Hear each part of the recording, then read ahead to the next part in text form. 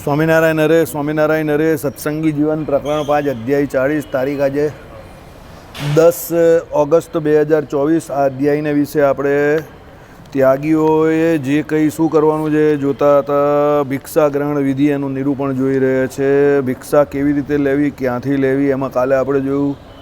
સૌ પ્રથમ તો નિયમ એવો છે, બ્રાહ્મણ પાસેથી જે ભિક્ષા મળે એ શ્રેષ્ઠ છે. બ્રાહ્મણનો અભાવ હોય તો બ્રાહ્મણ, ક્ષત્રિય, વૈશ્ય થકી પણ ભિક્ષુક ભિક્ષાને ગ્રહણ કરે. તેમાં નિયમ છે પૂર્વેના અભાવમાં પર થકી ગ્રહણ કરે. બ્રાહ્મણ મળે તો ક્ષત્રિય થકી ભિક્ષા લેવી નહીં, ક્ષત્રિય મળે તો વૈશ્ય થકી ભિક્ષા લેવી નહીં. તેમાં પણ નિંદિત કર્મવાળાઓને ત્યાગ કરે. નિંદિત કર્મવાળા એટલે જે દારૂનો ધંધો કરતા હોય, જે જુગાર આદિકથી રૂપિયા પૈસા કમાતા હોય, જે પશુ જે હોય એને વિક્રય એટલે લે વેચ કરીને એમાંથી રૂપિયા પૈસા કમાતા હોય, જે માંસ વેચતા હોય, સમજો આવા બધા નિંદિત કર્મ કરીને એમ કહે કે પેસ્ટિસાઇડ વેચતા હોય એવા જે છે એની આજીવિકાનું સાધન પેસ્ટિસાઇડ હોય. પેસ્ટિસાઇડ એટલે કેટલી જીવાત મરી જાય, સમજો. આ બધા નિંદિત કર્મ છે, બરાબર. એટલે એવા જે આજીવિકાના સાધનોથી રૂપિયા કમાતા હોય એને ત્યાંથી ભિક્ષા ગ્રહણ કરવી નહીં. સાધુઓએ, યતિઓએ સત્સંગી જીવન ગ્રંથ ના પાડે છે, બરાબર. બીજું, હવે આ તો આજીવિકાના સાધનમાં નિંદિત કર્મ કંઈ થયું, પણ બીજા એવા ઘણા નિંદિત કર્મ હોય છે જે આપણે જોઈએ સમાજમાં ઘણા લોકો કરતા હોય છે, બરાબર. તો એવા નિંદિત કર્મ જે કરતા હોય એની પાસેથી ભિક્ષા લેવી નહીં. વેદાંગને ભણેલો પણ દ્વિજ જો દુષ્કૃત એટલે પાપાચાર હોય તો તેના થકી ભિક્ષા ન લેવી, કેમ કે તેનું અન્ન અશુદ્ધ છે. ભાઈ ભણેલો છે, વેદાંગ ભણેલો છે, બરાબર. વેદના અંગ કેટલા છે? 6 અંગ છે, બરાબર. શિક્ષા છે, નિરુક્ત છે, છંદ છે, વ્યાકરણ છે, જ્યોતિષ છે, એક રહી ગયું કલ્પ, બરાબર. આ 6 અંગને ભણેલો હોય અને વેદના 6 અંગ ભણેલો એટલે વેદાંગ કહેવાય. પરંતુ જો એ વ્યક્તિ પાપાચારથી કેવો હોય, પાપી થયેલો હોય એટલે દુષ્કૃત કરનારો હોય તો એની પાસેથી કોઈ પણ પ્રકારની ભિક્ષા લેવી નહીં, કારણ કે એનું અન્ન જે છે તે અશુદ્ધ છે, બરાબર. હવે અહીંયા બીજું બધું આવી જાય. કોઈના રૂપિયા પૈસા કોઈ જય સ્વામિનારાયણ સ્વાહા કરી જાય, ખાઈ જાય, અને પછી એ પૈસાથી એ સુકૃત કરવા જાય, બ્રાહ્મણ જમાડે કે હરિભક્તોને જમાડે, તો એમાં કંઈ એને ફળતું નથી. પણ પેલા જમે છે એનું પણ કંઈ સારું નહીં થતું ને જમાડે છે એનું પણ નહીં સારું થતું.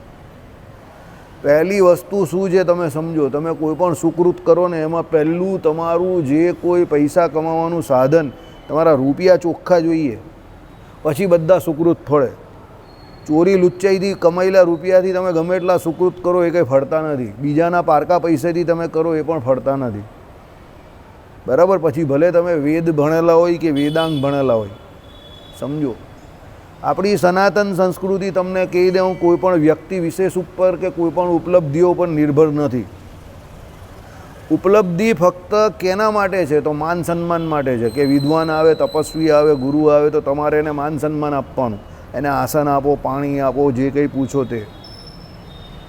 પણ પછી તમારે જે વ્યવહાર કરવાનો છે ને તેમાં એનો આચરણ જોવાનું છે, ત્યારે એની ઉપલબ્ધિ નહીં જોવાની, સમજો. દાખલા તરીકે કોઈ બહુ મોટો માણસ હોય, ઉપલબ્ધિ તો બધી એની ગામમાં બહુ હોય, આમાં પહેલો, પેલામાં પહેલો, આમાં એક્સપર્ટ, પેલામાં એક્સપર્ટ, પણ એનો વ્યવહાર ચોખ્ખો ન હોય. જેના રૂપિયા લીધા હોય એમાંથી જય સ્વામિનારાયણ લિયા ઉસકા દિયા તો વેપાર ક્યાં કિયા એવો જ હોય. હવે ગામમાં એની એવી છાપ હોય તો એ ગમે એવો ઉપલબ્ધિવાળો વ્યક્તિ હોય, તમે એની જોડે વેપાર કરો ખરા? તમને ખબર હોય તો ન કરો ને. બસ એવું છે કે ભાઈ વેદના 6 અંગને ભણેલો છે, સર્વશાસ્ત્રોના અર્થને જાણનારો છે, સમજો. પંડિત છે, શાસ્ત્રજ્ઞ છે, બરાબર. ઉપલબ્ધિ બહુ છે, પણ એની જોડે આચરણ નથી. જેના તેના પૈસા ખાઈ ગયા છે કે જેના તેના પૈસા ખાવાની જેની દાનત છે, સમજો. ગમે તેમાં પોતાનું પડિયું રાખતા એવા લોકો નથી હોતા. દરેક જગ્યા પર પોતાનું પડિયું રાખે, પછી એ ગમે તે કામ હોય તો એ બહુ બરાબર વાત નથી, સમજ્યા.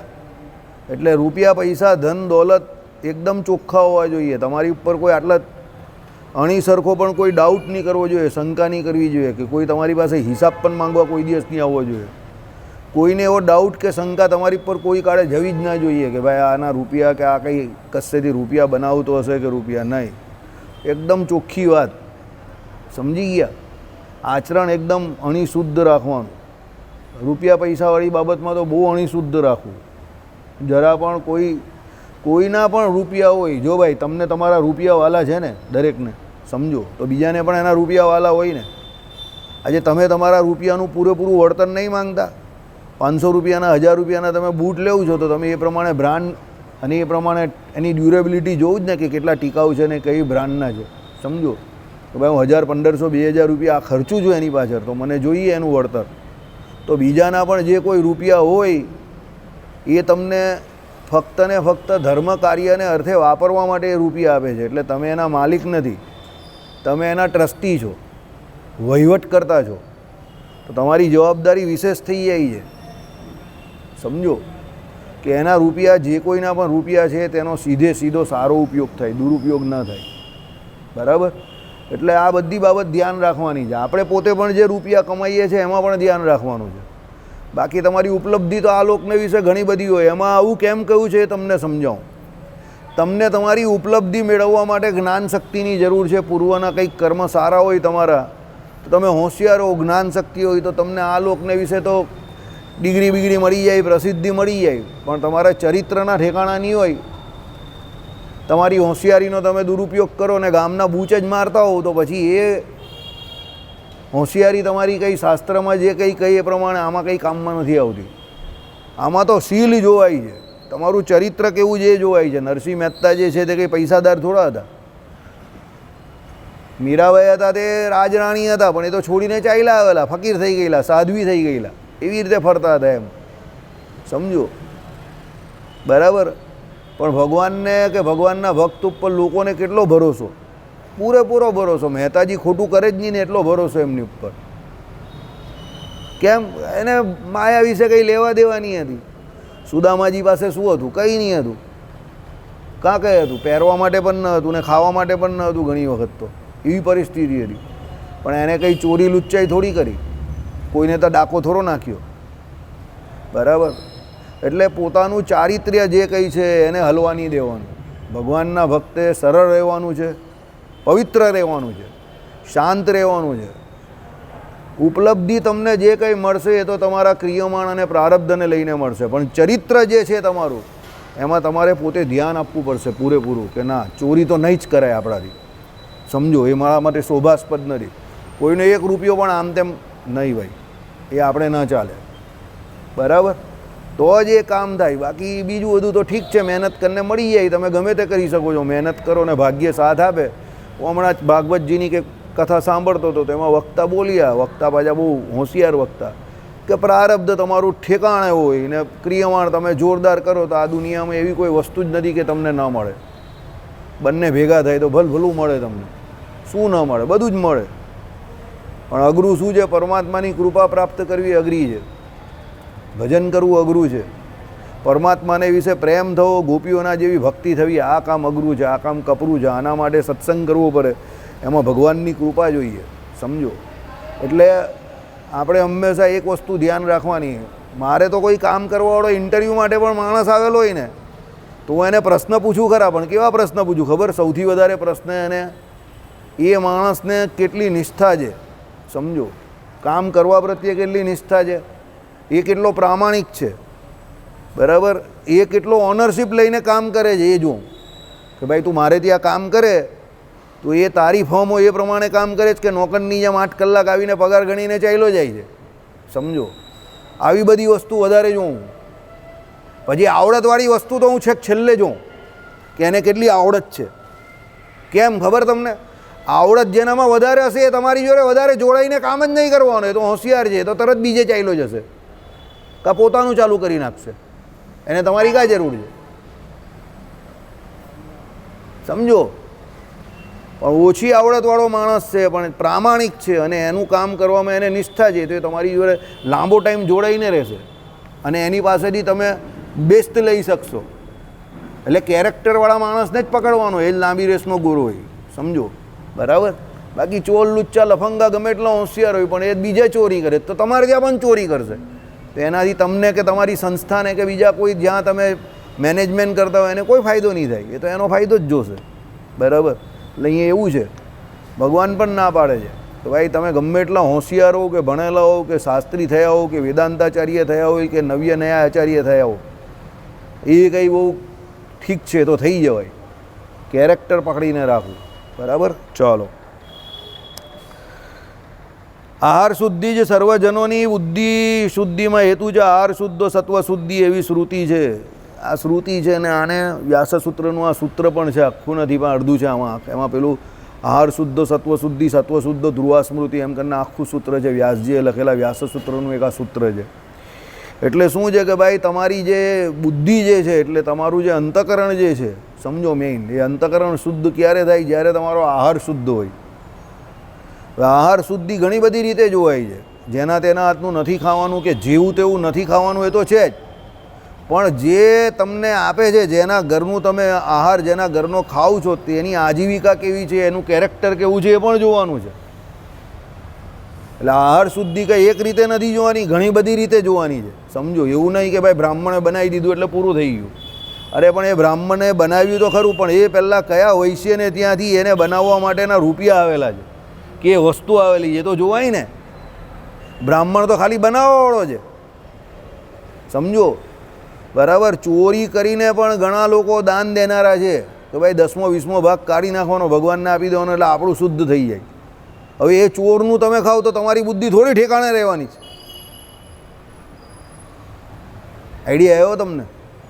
એટલે આહાર શુદ્ધો સત્વ શુદ્ધિ સત્વ શુદ્ધ ધ્રુવા સ્મૃતિમાં બધું જોવાય. એવું નહીં આહાર એક રીતે શુદ્ધ હોવો જોઈએ કે ભાઈ આપણે એમ કે વર્ણાશ્રમનો ધર્મ બનાવવાલો તો બ્રાહ્મણ જ છે ને. અરે બનાવવાલો બ્રાહ્મણ છે પણ એ આવ્યું કાધી એ તો જોવાનું ને. બરાબર. એટલે બધું જોવાય. જે ગામમાં એક પણ દ્વિજ ન મળે ત્યારે ઉપવાસ કરે.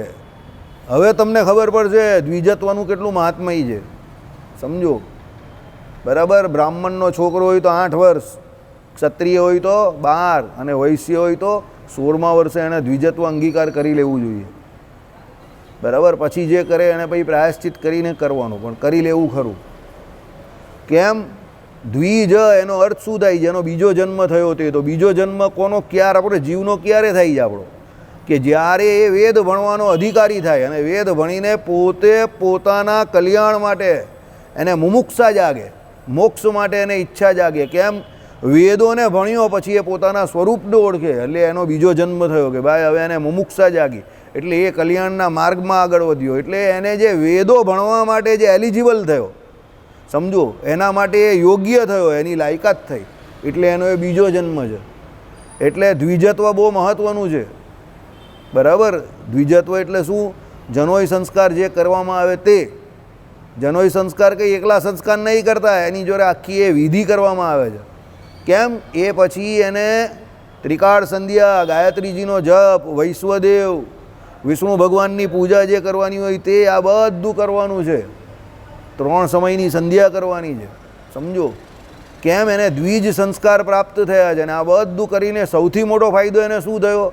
ગુરુ પાસે જઈને વેદ ભણવાની એને પૂરેપૂરી છૂટ મળે છે. જ્યાં સુધી એને શિખા અને સૂત્ર એટલે દ્વિજત્વ નથી અંગીકાર કર્યું ત્યાં સુધી એને વેદ ભણવાનો અધિકાર પ્રાપ્ત થતો નથી.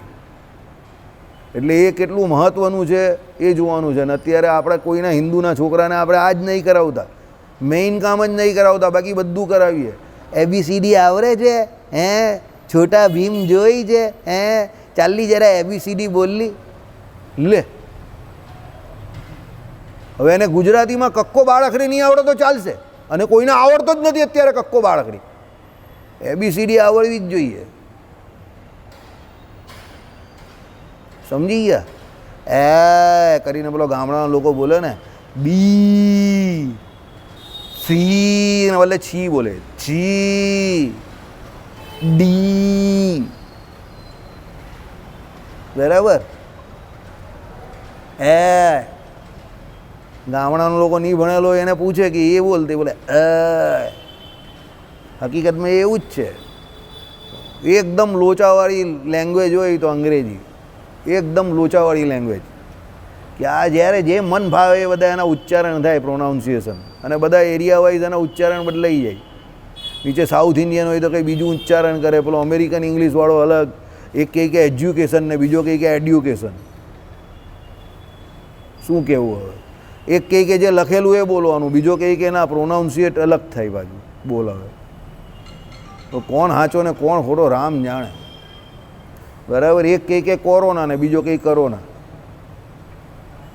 એક કહે કે પેલું શું કહેવાય કોર્નલ ને એક કહે કે કર્નલ. હા હા, એક કહે કે સાયકોલોજી ને એક કહે કે પસાઇકોલોજી. બરાબર. આવા બધા શબ્દ આવું લોચાવાલા KEY કી હે જે હોય તે હવે. બરાબર. એટલે આવા બધા શબ્દમાં આ બધી ગરબડ. સંસ્કૃત જેટલું પાવરફુલ વ્યાકરણ કોઈનું નથી. આપણે આગળ વાત કરેલી ને કે ભાઈ ઇન્દ્ર જેવો ભણવાવાળો હોય અને બૃહસ્પતિ જેવા ભણવાવાળા હોય તો પણ કેટલા વર્ષ થાય? આપણે આગળ વાત કરેલી ને 10,000 વર્ષ કે એના ઉપર વર્ષ, એટલા બધા વર્ષ થાય તો પણ પૂરેપૂરું સંસ્કૃત ગ્રામર કોઈ ભણી નહીં શકે. એમ નહીં કહી શકે કે પૂરેપૂરું ભણી લીધું એમ. એટલું બધું લાંબુ, એટલું બધું મોટું છે. બરાબર. કાલે જ શાસ્ત્રી જોડે અમે બેઠેલા રાત્રે, હું ગોપાલભાઈ આપણા ધરમસિંહ ભગત, એ કહેતા હતા કે એમના ગુરુ જે હતા કૃષ્ણ કેશવદાસજી એ નવ્ય ન્યાયના આચાર્ય હતા. ન્યાય સૌથી વધારે અઘરું છે, કારણ કે એમાં તર્ક આવે. ન્યાયમાં બધો તર્ક આવે. બરાબર. એટલે જેનામાં તર્ક બુદ્ધિ હોય વધારે એ જ ન્યાય ભણી શકે. સીધો ગોખણી હોય એનું કામ નથી.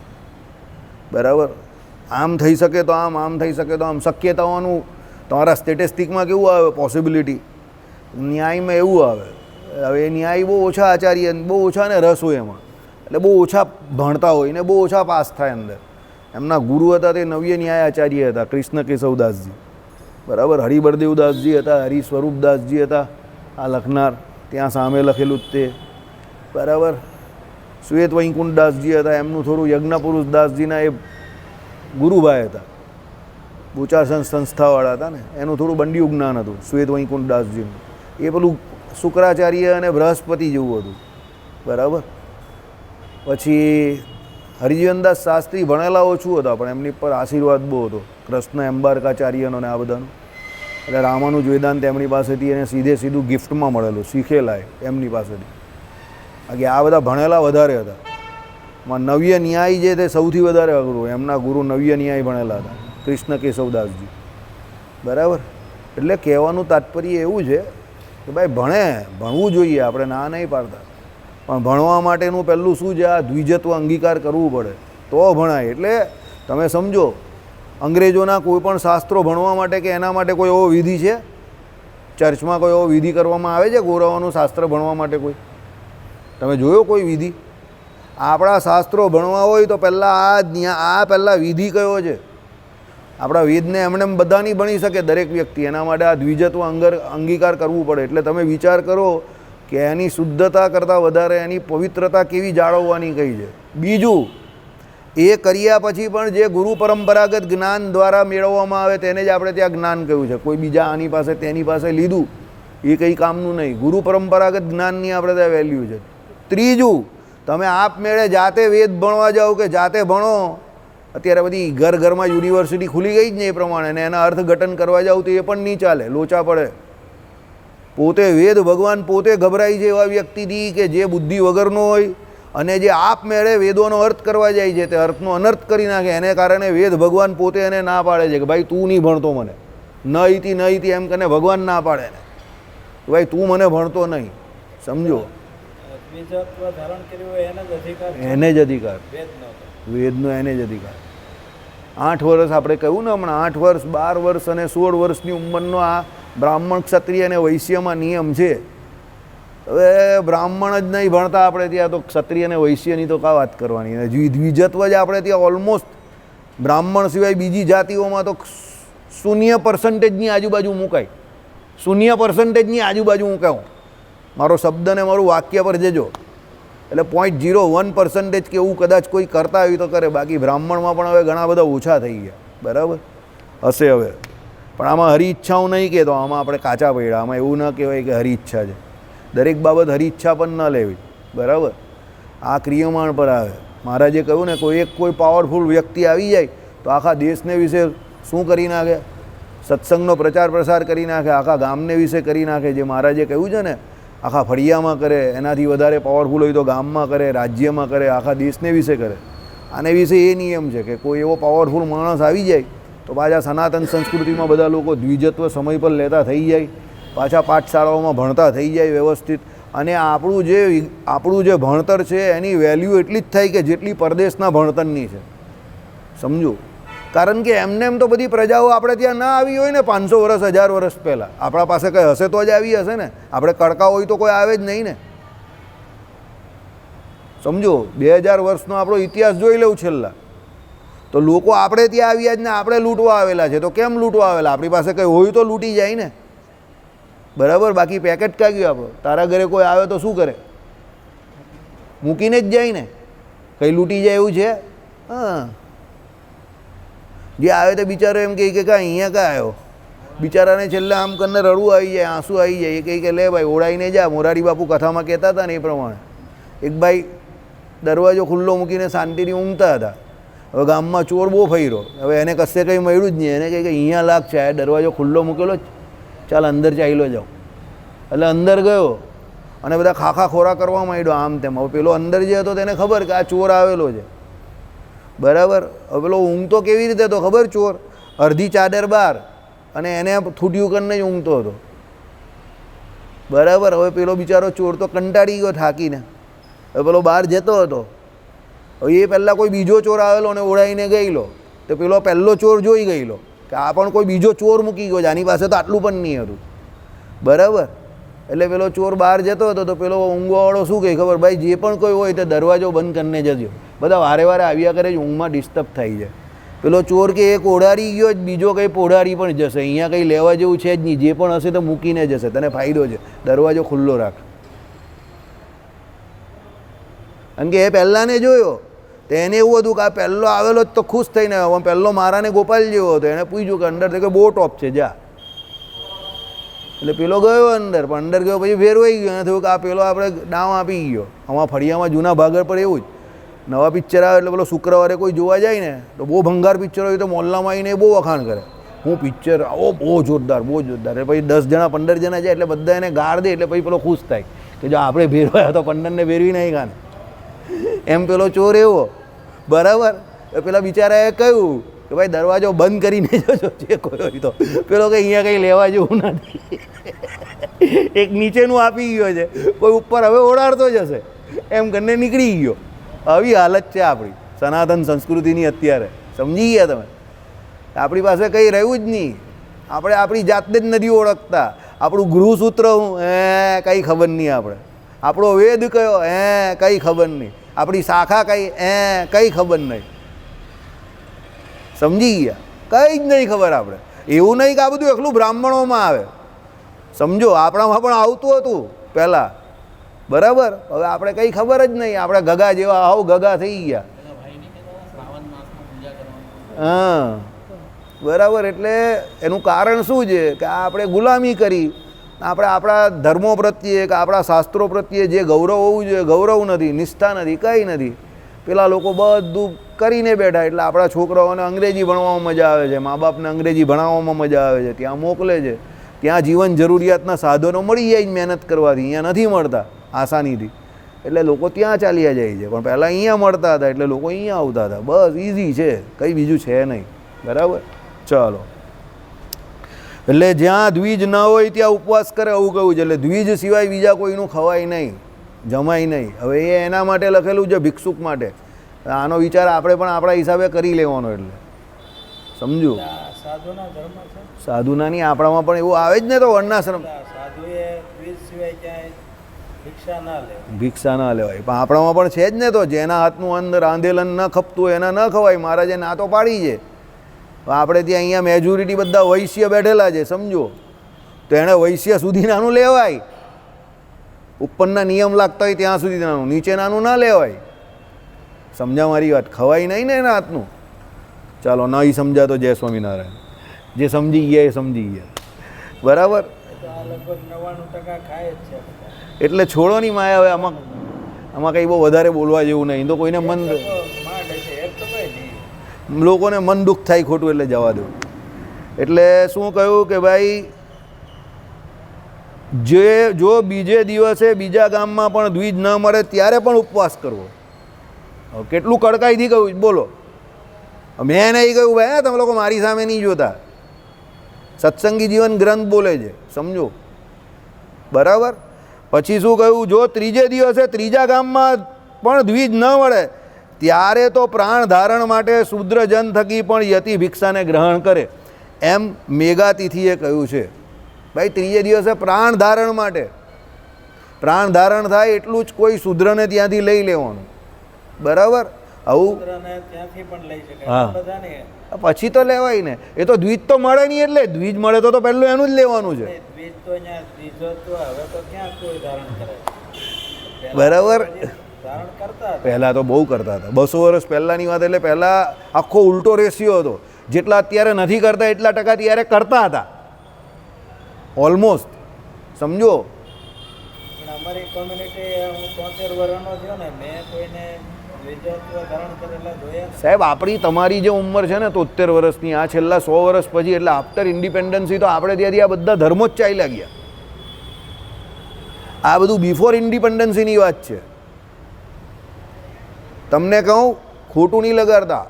જેટલા મુગલો કે અંગ્રેજો આપણે ભ્રષ્ટ નહીં કરી શક્યા ને, એટલા આપણે આ છેલ્લા 70 વર્ષમાં ભ્રષ્ટ થયા છે. હા, આપણે એવું ખોટું કહીએ છીએ કે ભાઈ એ લોકો આપણે ભ્રષ્ટ કરી ગયા કે આમ તેમ. આપણે આ આઝાદ થયા ને એ છેલ્લા 47 પછીના કેટલા વર્ષ થયા, એટલે ગણી લેવું તમે, 75 વર્ષ થયા ને, 75 76 જે કંઈ થયા, એમાં આપણે વધારે ભ્રષ્ટ થયા છે આઝાદ થઈને, સમજો.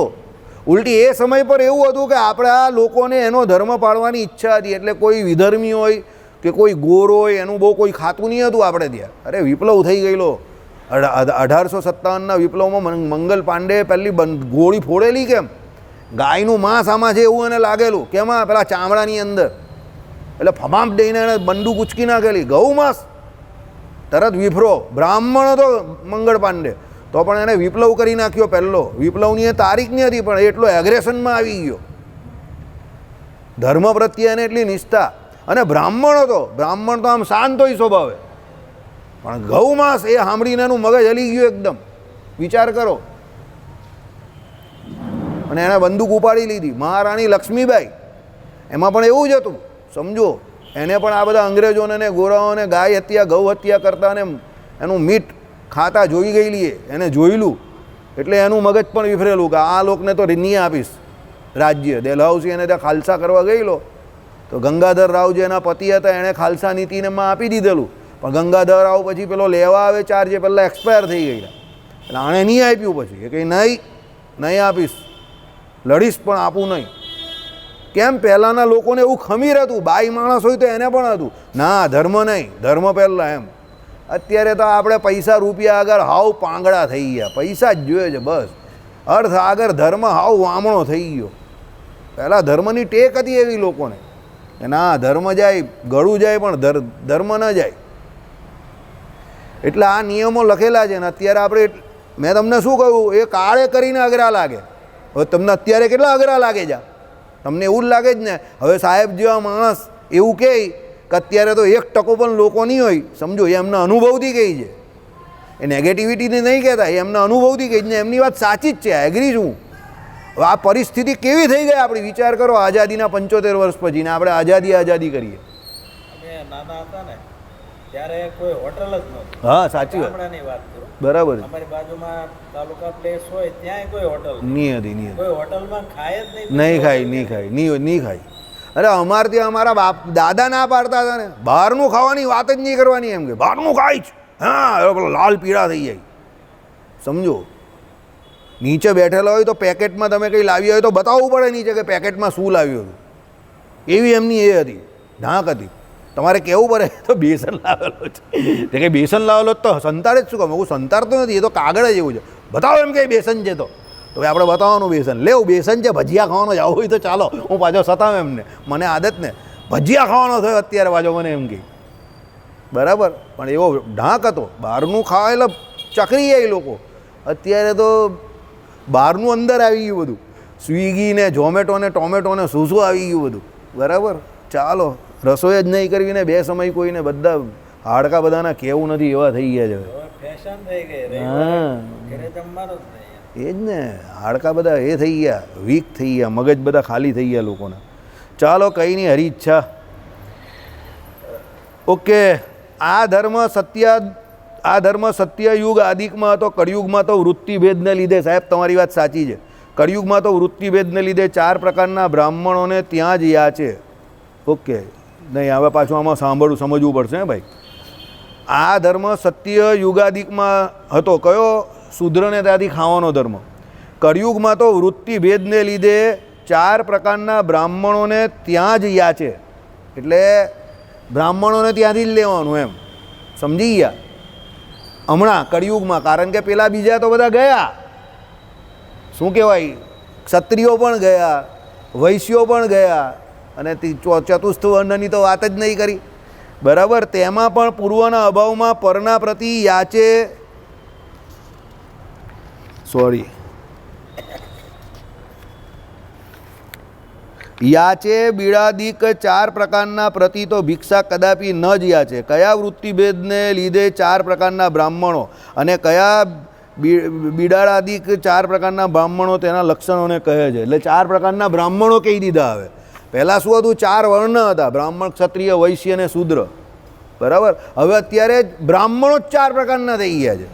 એ હવે કહેશે, એને ત્યાં જ ભિક્ષા લે. હા, પણ એ કેવા થઈ ગયા? એટલે પહેલાં બ્રાહ્મણ એટલે બધા સારા, ઘી જેવું, કે ઘી એટલે કોઈ લખતું નહીં હતું કે શુદ્ધ ઘી, ઘી એટલે શુદ્ધ જ હોય એવું. એટલે પહેલાં બ્રાહ્મણ એટલે ઘી જેવા શુદ્ધ જ હતા. પણ અત્યારે એવું, એટલે લખે છે. આઈડિયા આવી ગયો તમને? સમજ આમાં આવશે ને લક્ષણ, એટલે તમને સમજ પડી જશે. સાંભળો, હવે તેના લક્ષણો કહે છે. જે તો વિપ્ર જાત કર્માદિ સંસ્કારો વડે સંસ્કૃત થયેલો, બાહ્ય અભ્યંતર શોચવાળો, વેદાધ્યને સંપન્ન. અધ્યયન એટલે અધ્યાપન, એટલે યજન, અધ્યયન, અધ્યાપન, યજન, યાજન, દાન, પ્રતિગ્રહ રૂપ સત્કર્મે સંપન્ન અથવા સ્નાન સંધ્યાદિ સત્કર્મમાં તત્પર, સત્ય, શમ, દમ, અદ્રોહ, અક્રૂરતા, પછી કૃપા, દ્રિણા આદિક ગુણોએ પરિપૂર્ણ, તપોનિષ્ઠ અને ભક્તિ સંપન્ન હોય તે આ મુખ્ય બ્રાહ્મણ કયો છે. એટલે આ બ્રાહ્મણના મુખ્ય લક્ષણ જે કયા છે તે બધા જેનામાં હોય તો પહેલો બ્રાહ્મણ, મુખ્ય બ્રાહ્મણ. હવે આગળ, કુકર્મમાં મનનો વિષાદ તે ધૃણા કહી છે. ભાઈ ધૃણા એટલે શું? આપણે કાલે વાત નહીં કરેલી કે બહુ ધૃણા થઈ ગઈ એટલે શું છે ભાઈ? કોઈ જાણતા અજાણતા કંઈક કુકર્મ થઈ જાય, આપણે નહીં કહેતા, તો એને ધૃણા પોતાની જાત પર થાય કે ભાઈ આ તો યાર બહુ ખોટું થઈ ગયું, એને પોતાની જાતને ધિક્કારે, એ ધૃણા કહેવાય. બરાબર, એટલે આવા જેનામાં લક્ષણ હોય એ પહેલાં ઓરિજિનલ નંબર 1 બ્રાહ્મણ. બરાબર, ચાલો બીજો. જે તો વિપ્ર વેદાધ્યાયી, શસ્ત્રધારી. વેદાધ્યાયી હોય પણ કેવો હોય? શસ્ત્રધારી હોય. દાનશીલ, રાજ્યમાં રુચિવાળો, દુષ્કૃતમાં ધૃણાવાળો, આ કાર્ય મારાથી કેમ કરાય એમ મનના વિષાદવાળો, અશ્વારોહણમાં અને યુદ્ધાચરણમાં પ્રીતિમાન, રણમાં ઉત્સાહવાન અને ધૈર્યવાન હોય તે આ વિપ્ર ક્ષાત્ર ગુણ યોગને લીધે ક્ષત્રિય કયો છે. બ્રાહ્મણ પણ એને યુદ્ધ કરવાની, દાન કરવાની ને આવી બધી ઈચ્છા છે, એટલે એ બ્રાહ્મણમાં ક્ષત્રિય જેવો છે. એવા કોણ હતા? પરશુરામજી હતા ને, દ્રોણ પણ હતા, પણ પરશુરામજી વધારે વેલ નોન છે, કારણ કે એને તો આખું શું કહેવાય, એ ચેન્જ જ કરી નાખેલું, માળખું જ ચેન્જ કરી નાખેલું. બરાબર, જ્યારે એમ કહે કે દુનિયા શું, શાસ્ત્રની ભાષા ન સમજે ત્યારે એને સમજાવવા માટે શું ધારણ કરી નાખવાનું? શસ્ત્ર. એના બાપાએ કહી દીધું ને રેણુકાજીને મારવાનું, ને ભાઈ તારે તારી માતાનો વધ કરવાનો છે એવી તમને આજ્ઞા આપીએ છીએ, ને તારા ભાઈનો વધ કરવાનો છે. હા, નહીં ખબર તમને આ વાત? ચાલો તો કહી જ દીધી, તો કરીએ. ચાલો એક વખત કહીએ સમજી જાઓ, એ બહુ સમજવા જેવું છે આ વાતમાં. બહુ આપણા લોકો, પહેલાંના લોકો કેટલા બધા મને કરીને પણ નિર્મળ રહેતા હતા, એ સમજવા જેવું છે. જમદગ્નિને એમના પત્ની કોણ હતા? રેણુકાજી. એમને 4 એટલે 4 ને 5 સંતાન, સમજો. પરશુરામ એમાં સૌથી નાના.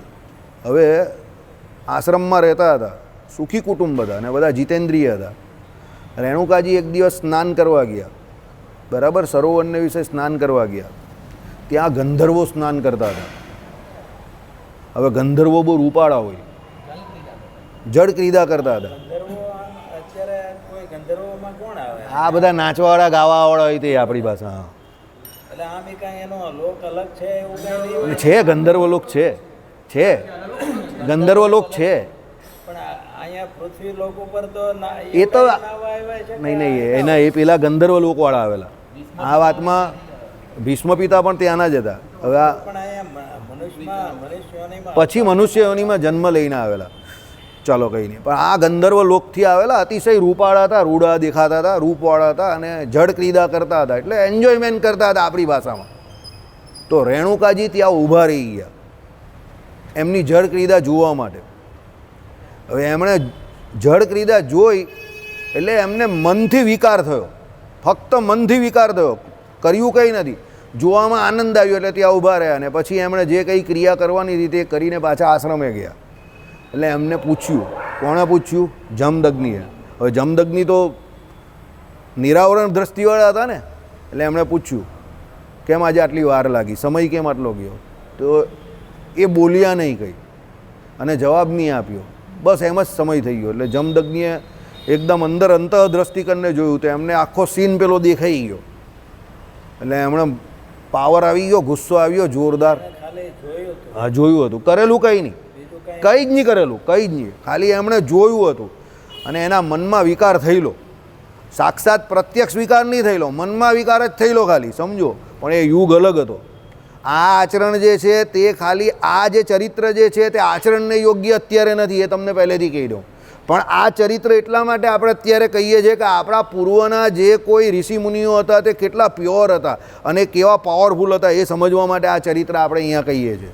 આ આચરણ આપણા માટે અત્યારે યોગ્ય કે એને આચરવા યોગ્ય નથી, એ તમને બધાને કહી દઉં પહેલેથી. આ સ્ટન્ટ ઘરે કરવા જેવો નથી, પહેલેથી કહી દઈએ છીએ. પણ આ જે ચરિત્ર છે એ સમજવા જેવું છે. જમદગ્નિએ પૂછ્યું, બેન તો કંઈ માન્યા નહીં, એટલે જમદગ્નિનો પિત્તો ગયો. એટલે એમના ચારે ચાર દીકરાને જેમણે એમણે સમસ્ત વેદ ભણાવેલા, પૂરેપૂરા જાણકાર, એટલે એકદમ જોરદાર, સ્મૃતિમાંથી જાય નહીં એવા હતા એમને વેદો, બરાબર, પાવરફુલ થઈ ગયેલા, ભણવામાં એકદમ હોશિયાર. એમણે એમના દીકરાને કહ્યું તમારી માતાએ ધર્મનો ભંગ કરેલો છે, તમારે એક કામ કરવાનું છે મારું. તો કે બોલો પિતાશ્રી, તમારી માતાની હત્યા કરી નાખો. ચારમાંથી એક પણ, હા પહેલાં એકને કીધું, બીજાને કીધું, ત્રીજાને, ચારમાંથી કોઈ માન્યું નહીં કે અમે એવું ન થાય એમ કે આ તમે આપણે એવો પાપાચાર ન થાય, માતૃહત્યાનું પાપ લાગે એમ કરીને એમણે સામેથી જમદગ્નિને કહ્યું. જમદગ્નિનો પિત્તો ગયો તે કે તમે જે કોઈ વિદ્યા ભણેલા તે બધી વિદ્યા અત્યારે તમારી અંદરથી જય સ્વામિનારાયણ લુપ્ત થઈ જાય, તમે બધા અનગઢ થઈ જાઓ. એટલે ચારે ચાર ભાઈઓની બધી વિદ્યા ચાલી ગઈ. પછી પરશુરામ અંદર હતા, જમદગ્નિ એની પાસે ગયા, બોલ પરશુ. રામ હતું એમનું નામ પહેલાં તો, રામ બોલ, રામ હું જે કહીશ તે તું કરશે? તે કહે કે તમારી આજ્ઞા, એમ કહે કે સર આંખો પર, પિતાની આજ્ઞા માનવું દરેક શાસ્ત્રમાં કહ્યું છે, તમે જે કહેશો એ કરીશ. જોજે એમ કહી, મારી આ આજ્ઞા તારા ચાર ભાઈ નહીં પાડી શક્યા, આવું કહ્યું એમણે પહેલેથી. તે કહે કંઈ નહીં એમ કે તો પણ હું પાડીશ. એ કહે કે તારો ફરસો ઉઠાવ, તારી મા જે છે એનું મસ્તક કાપી નાખ ને તારા ચારે ચાર ભાઈ છે એના પણ મસ્તક કાપી નાખ, બધાને મારી નાખ. પરશુરામે પૂછ્યું પણ નહીં કે મારે કેમ આ કામ કરવાનું છે. એના બાપાએ કહ્યું એટલે ધડાધર બધાના ડોકા કાપી નાખ્યા એક જ ઝાટકે અને મૂકી દીધા ત્યાં. એના બાપા વિચારમાં પડી ગયા એકદમ કે અમે તારી પિતૃભક્તિથી એકદમ રાજી થઈ ગયા છે, હવે બોલ તું માંગે શું છે. તે એણે પગે લાગ્યા, દંડવત કર્યા અને કહ્યું કે મને માતૃહત્યાના પાપથી બચાવો. કારણ કે એ જાણતા હતા, એના બાપા બહુ સામર્થ્યવાળા હતા. તે કે માતૃહત્યાના પાપથી બચાવો. તેમ કે મેં માતૃહત્યા તો કરી જ છે ને, મેં એમ કે તમે એ પાપથી બચાવો, ભ્રાતૃહત્યાના પાપથી બચાવો. અને બીજું કે એ મારા ભાઈઓ જે છે એમની સ્મૃતિમાંથી આ વાત નીકળી જાય કે મેં એમની હત્યા કરેલી, નહીં તો આખી જિંદગી એમને એવું રહી જશે કે મારા ભાઈએ અમારી હત્યા કરવા માટે હથિયાર ઉઠાવેલું અને શસ્ત્રથી અમારી ઉપર ઘા કરેલો. તો એ લોકો આખી જિંદગી આ ભૂલી ન શકશે, એટલે મને એ લોકો દ્વેષ કરશે. મરી જ ગયા હતા, પણ એમણે માગ્યું આવું કે સમજો મને ભ્રાતૃહત્યાના પાપથી બચાવો, માતૃહત્યાના પાપથી બચાવો. હવે બચાવાય કેવી રીતે? હોશિયાર, એ જીવતા થાય તો જ બચાવાય ને. એટલે એ કે એટલે તો એમ કે તમે મારી પાસે રાજી થયા, તમે વરદાન માંગવાનું કહ્યું છે, તો તમે મને વરદાન આપો કે મને આ બંને હત્યાના પાપથી બચાવો. એટલે પેલા લોકોને જીવતા કરવા પડે. એટલે જમદગ્નિ કંઈક આલો હોશિયાર છે આપણો આ છોકરો, તે કહે તથાસ્તુ. એટલે પેલા બધા જીવતા થઈ ગયા. પછી કહે કે આ બધા અનગઢ છે, તે બધાને પાછું જેવું છે તેવું જ્ઞાન આવી જાય. તે જેવું છે તેવું બધું જ્ઞાન આવી ગયું. બરાબર? એટલે બધા પાછા જેવા હતા એવા વેદ વેદાંગના પારંગત થઈ ગયા. એની માં પણ જીવતી થઈ ગઈ અને બધા બધું ભૂલી ગયા અને પરશુરામ જોડે પહેલાંની જેમ સ્નેહ કરવા માંડ્યા. અહીંયા સમજવાનું શું છે તે તમે સમજો. પહેલાં ભારત વર્ષની આપણી સ્ત્રીઓ કે પુરુષો મનથી પણ આટલા નિર્મળ રહેતા હતા. મનથી પણ કોઈને ભૂંડો ઘાત ન થતો હતો અને કોઈને થાય તો આવી રીતે દંડ કરતા હતા એમના. એટલે આટલી બધી પતિવ્રતા સ્ત્રી અને આટલા બધા પતિવ્રતા એટલે ચારિત્રવાન આપણે ત્યાં પુરુષો રહેતા હતા. સમજો, રામચંદ્ર ભગવાન શૂર્પણખા ભગવાન પાસે આવેલી તે કંઈ રાક્ષસી બંને નહીં આવેલી, મિસ યુનિવર્સ બંને આવેલી, મિસ તાંજેનિયા બંને આવેલી. બરાબર? સમજો, હા, રૂપાળી બંને આવેલી ભગવાનની સામે. અને ભગવાનને શું કહે? તુલસીદાસજીની ચોપાઈ શું છે? તુજ સંગ તુજ સમ કોઈ નર નહીં ને મુજ સમ કોઈ નારી નહીં. એટલે આપણે બંને પરણવાને વરવાને એકદમ યોગ્ય છે. એટલે તમે મને વરી જાઓ, હું તો કુંવારી છું એમ કે. આવું જુઠ્ઠું બોલી. મૂળ તો રાક્ષસી ને નહીં હતી ને, એ તો વિધવા હતી. એનો હસબન્ડ હતો એને રાવણે જ મારી નાખેલો, એના પતિને. એટલે હા, એના સારા સગી બેન હતી વિદ્યુત જીવા, એને રાવણે જ મારી નાખેલો. સમજો, બરાબર? એટલે આવું જુઠ્ઠું બોલેલી ભગવાન રામચંદ્રને કે ભાઈ તું જ સંગ છે એટલે તું જ સમ કોઈ નર નહીં. હવે એ વાત એની બંને સાચી હતી, એ બોલી તો બંને સાચી. જો તુલસીદાસજીની ચોપાઈ જોજો, એ શું બોલી? તું જ સમ કોઈ નર નહીં અને મુજ સમ કોઈ નારી નહીં. તો જો રામચંદ્ર ભગવાન જેવો કોઈ નર નથી, કારણ કે એ તો ભગવાન છે. અને પેલી જેવી નારી પણ કોણ હોય? એના જેવો તો એક પીસ હતો તે સમયમાં. તો એના જેવો તો એક જ કહેવાય ને. બધી રીતે જુઠ્ઠું બોલી, રૂપ ખોટું ધારણ કરીને આવી, રાક્ષસી કુળની હતી, નાક એના પછી કાપેલા, પણ એના જેવી તો કોઈ હતી જ નહીં ને. એટલે એ બોલેલી તો સાચું. એટલે તુલસીદાસજીએ આ ચોપાઈમાં આવું લખેલું છે કે ભાઈ મુજ સમ કોઈ નારી નહીં ને તુજ સમ કોઈ નર નહીં. એટલે આપણે બંને વરી જઈએ એમ.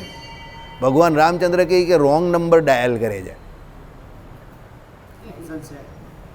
બરાબર? શું ઈશારો કર્યો?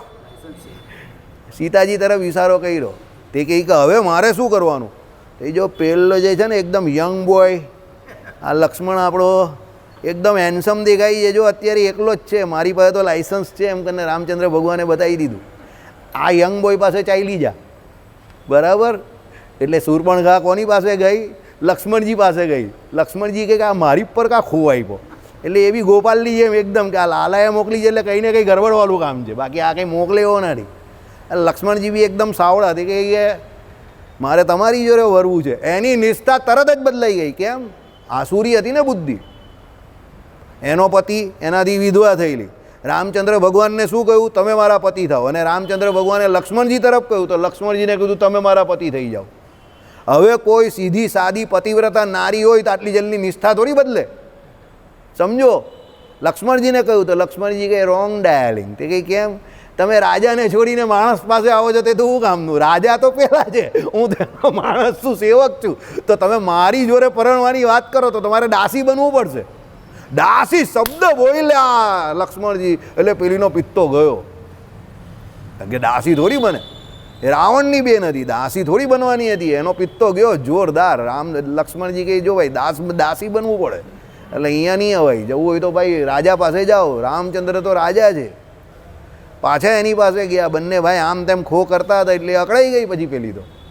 બરાબર? એટલે પછી એ કહી કે આમાં મને લાગે છે નડે એવી કોણ છે? આ સીતા જ નડે છે, કારણ કે એને હિસાબે આ મને મારું ધારેલું કામ થતું નથી. એટલે સીતાજીને મારવા માટે એના ઓરિજિનલ રૂપમાં આવી ગઈ રાક્ષસીવાળા. બરાબર? હવે રામચંદ્ર ભગવાન તો ઠંડા માણસ, પણ લક્ષ્મણજી તો ગોપાલભાઈ જેવા, તરત નાક કાન કાપી જ નાખે. બરાબર? એટલે લક્ષ્મણજીએ નાક કાન કાપી નાખ્યા એના. પણ એની પણ નિષ્ઠા જબરી હતી ભગવાન રામચંદ્રજીને વરવાની. બરાબર? અને ત્યાંથી એ પછી આખા રાક્ષસ કુળનો નાશ થઈ ગયો. સમજી ગયા? પછી એણે 10,000 વર્ષ તપ કર્યું અને પછી વરદાન મેળવ્યું. અને પછી ભગવાન એણે કોનું કર્યું? બ્રહ્માજી પાસે પછી તપ કર્યું ને પછી વરદાન મેળવ્યું કે ભાઈ આ મારા પતિ થાય. તો પછી એ શું બંને આવી? નાના નાજી એમ કરીને કુબજા બનીને આવી. પણ ભગવાન જોડે એને જે સુખ જોઈતું હતું એ તો એને મેળવું જ. સમજો બરાબર? હા કહેજો કાનાને કુબજાને, બરાબર? ટીંચું ટીંચું બધાનો પછી મોક્ષ થઈ ગયો છે. તો થઈ જ જાય ને. તો ભગવાનને બરાબર થઈ જ જાય ને મોક્ષ. તો જે ભગવાનને પતિ ભાવે ઈચ્છતી હોય એનો તો મોક્ષ જ થાય ને. પછી ભગવાનને તો કોઈ કામ ભાવે ભજે કે ક્રોધે ભજે કે લોભે ભજે, પુત્ર માનીને ભજે કે પતિ માનીને ભજે કે શત્રુ માનીને ભજે, ભગવાન જોડે જેનો સંબંધ થયો એનું કામ તમામ થઈ ગયું. પછી આપણે લોભે કરીને ભજીએ તો એ લઈ જાય? હા લઈ જાય ને. પણ લોભે કરીને ભગવાનને ભજવા જોઈએ.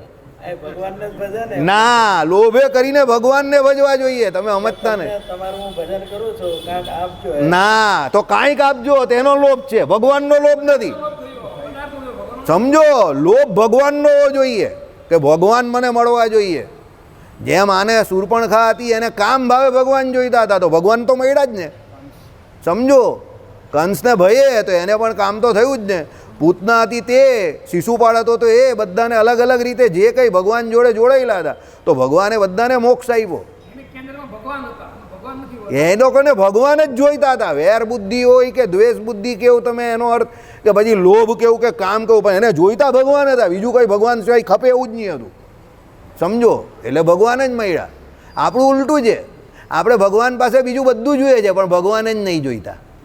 કેમ છે મનીષ? કેમ છે? હવે મજા આવી ને તને? હવે બોલ્યો ને કેમ છે? હા, આપણે ભગવાન પાસે બધું જોઈએ છે પણ ભગવાન જ નથી જોઈતા. આ જોઈએ જ, પેલું જોઈએ જ, ફલાણું જોઈએ જ. હવે તો છેલ્લું ભગવાન કે ભાઈ તું કિતના झूठ બોલ રહા હે. બરાબર? પછી ભગવાન પાસે જઈને વન્સ મોર કર્યા જ કરીએ આપણે. ભગવાન કે હા વન્સ મોર નહીં, વન મોર બોલતું. વન્સ મોર તો તારું બહુવચન થઈ ગયું એકદમ જોરદાર. બરાબર? એમ તો બહુવચનમાં નહીં આવે પણ આપણે વંશ બહુવચનમાં જ કહીએ. બરાબર? એપોસ્ટોપી લાગે પણ આપણે શું કહીએ? વન્સ મોર. અમે તો સાહેબ બહુવચનમાં જ બોલીએ છીએ, ભલે વંશ બોલીએ છીએ પણ અમે બહુવચનવાળું વંશ બોલીએ છીએ. બરાબર?